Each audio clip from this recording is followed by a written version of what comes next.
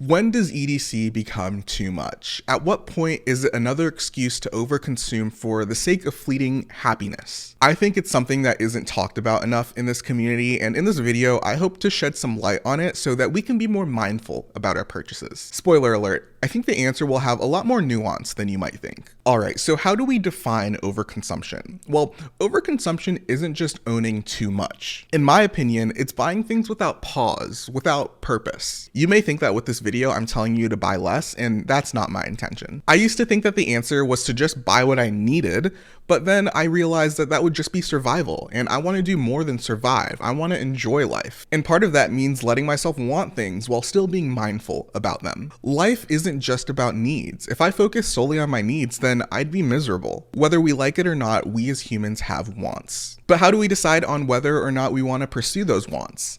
That's where it gets complicated. So in this case, if we assume that overconsumption is purchasing things without pause and without purpose, then the logical answer to that would be to pause and have a purpose for your purchase. And I think that's true. I think that if we pause, slow down, and really think about the why behind our wants, then we can make a more informed decision on whether or not we want to pursue them. So what does that look like in practice? Well, for me, it starts with why. I think that your why could be because it makes life easier, more enjoyable, or more satisfying. It could also make you more capable, efficient, or effective. I don't think that there's anything wrong with buying that second or third knife as long as you're mindful about it. I think that the only person who can decide if something is excessive or not is you, and it requires a lot of discipline and mindfulness to decide whether or not that next purchase is too much. People can have opinions on what you carry. Heck, sometimes even I find myself rolling my eyes at some of these setups that I see online, but it's not my place to tell you whether or not it's excessive. EDC means different things to different people, and I think sometimes we can forget that. For some people, EDC is a hobby. It's about geeking out over materials or finishes or what you need to get through the day. For others, it's all about practicality, and most people don't even know what EDC is. So if EDC means different things to different people, then you're the only person who can decide whether or not that next knife is one too many. So pause, start with why, and be honest with yourself. So what are the consequences of overconsumption? Well,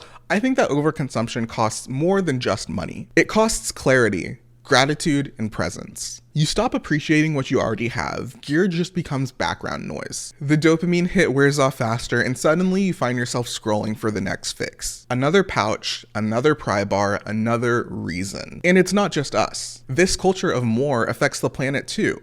Packaging waste, shipping, materials. It's worth thinking about. Really thinking. Overconsumption takes something that once brought joy and turns it into a chore. Alright, this is the part that I've wrestled with the most. Am I a part of the problem? Not just me, but other EDC YouTubers and content creators too.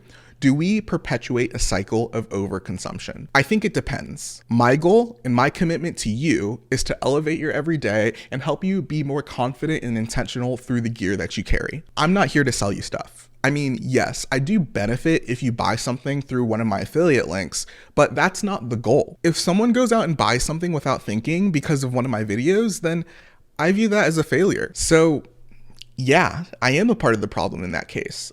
But I'm also trying to be a part of the solution by being honest, by talking about this, by reminding myself and maybe you that we can be more mindful about our purchases. I want you to be intentional about what you carry. I want you to think about it. So with all of that said, how can we be better? And here's what I'm personally working on. Number one, pause. Create space between the impulse and the purchase. Number two, ask why. Not just do I want this, but also will this serve me? And that also includes stuff like joy or fun. Number three, buy better, less often. A few solid pieces that matter to you are better than a ton of pieces of gear that you'll forget about. And number four, practice gratitude. Take time to appreciate the gear that you already own. Rediscover it. I'm thankful for my gear because it makes those small interactions each day a little bit more enjoyable. So yeah.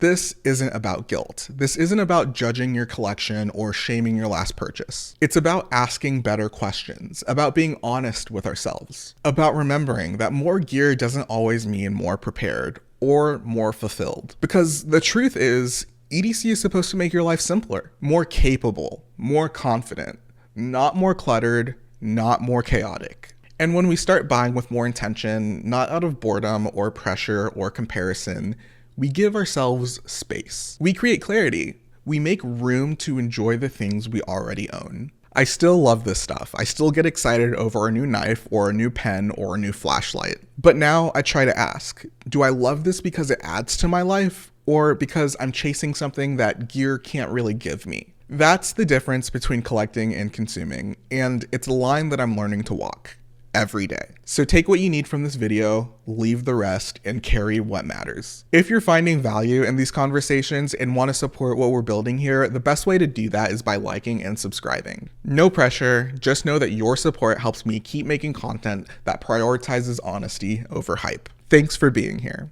I'm glad you are. With all that said, guys, I have been Jeffrey, and remember, whatever you carry it well.